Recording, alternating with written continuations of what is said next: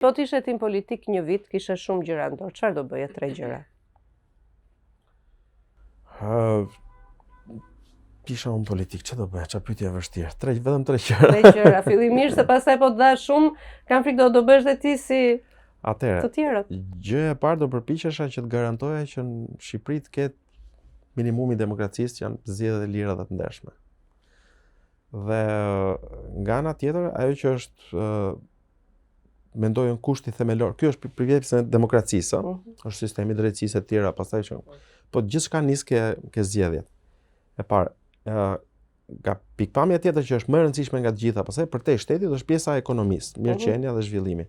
Dhe këtu ka vetëm një zgjidhje për mendimin tim, që vjen nga ajo çfarë besoj unë, nga ajo lloj koherence ideologjike që kam.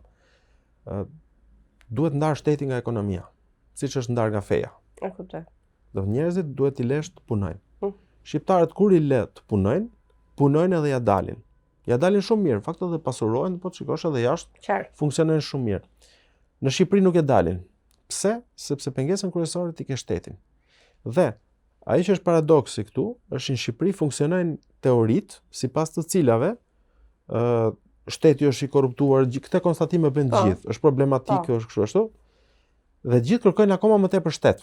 Për episodet e plota të Milori Podcast, subscribe në kanalin tim në YouTube Mirela Milori.